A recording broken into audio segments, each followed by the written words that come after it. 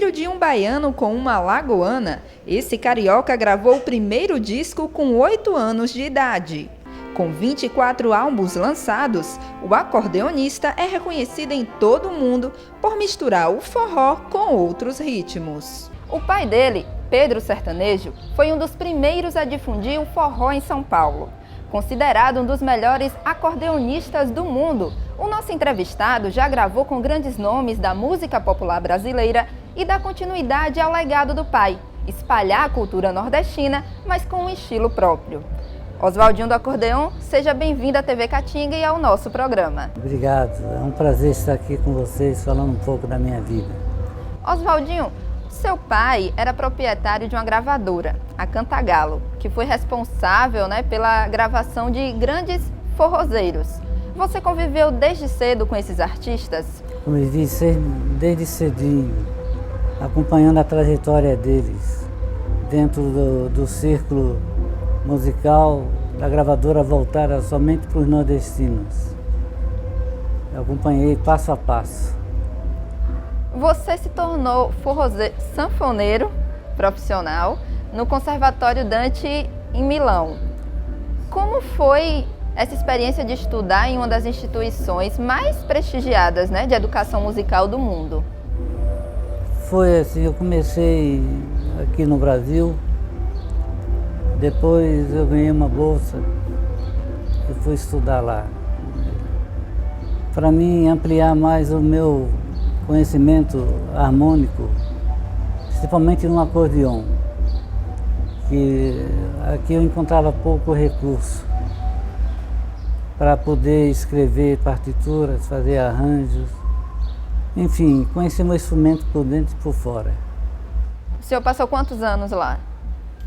Eu fiquei 1 ano trabalhando no Discofage e no Jean Pauli, que era uma casa que todo mundo frequentava lá e tocava, ao mesmo tempo que eu estudava em Milão. Foi lá que o senhor se aproximou da música clássica ou foi em outro momento? Nós já parti daqui conhecendo um pouquinho da música clássica. Comecei aqui no Brasil a me interessar pela música clássica porque meu primeiro instrumento de estudo foi o piano.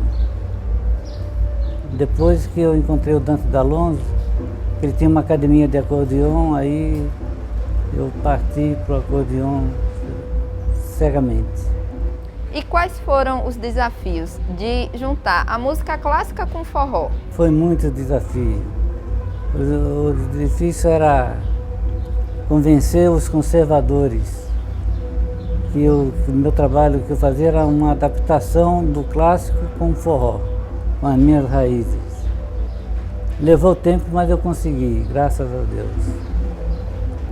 Hoje eu vivo dessa marca.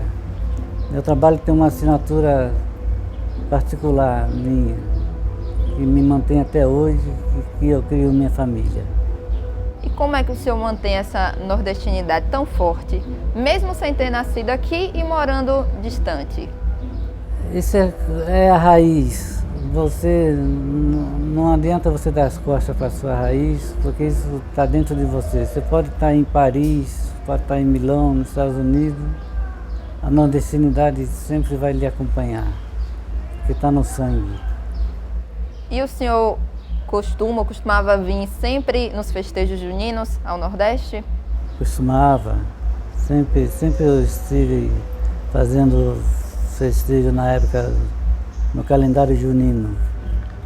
Mas aí depois comecei a assumir outros compromissos fora do país, aí ficou meio difícil bater as agendas. Como era a relação do senhor com o rei do Baião, Luiz Gonzaga? O rei do Baião frequentava a minha casa quando eu era bem pequenininho. Meu pai afinava o instrumento dele, era afinador de acordeon e de piano. E toda vez que Luiz Gonzaga ia lá em casa, era para afinar o instrumento, acabou virando compadre. Ele batizou um irmão meu e o irmão dele me batizou. E a irmã dele, minha madrinha de batismo. Uma convivência desde pequeno. Quem bebeu daquela fonte hoje é alguma coisa na música popular nordestina.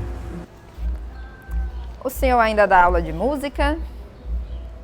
Eu dou quando precisam, que me chamam, eu gosto de ajudar as pessoas que queiram progredir no instrumento e que tenham vontade de aprender um pouquinho mais. Nessas várias décadas de carreira, tem algum show que marcou mais, que o senhor recorda?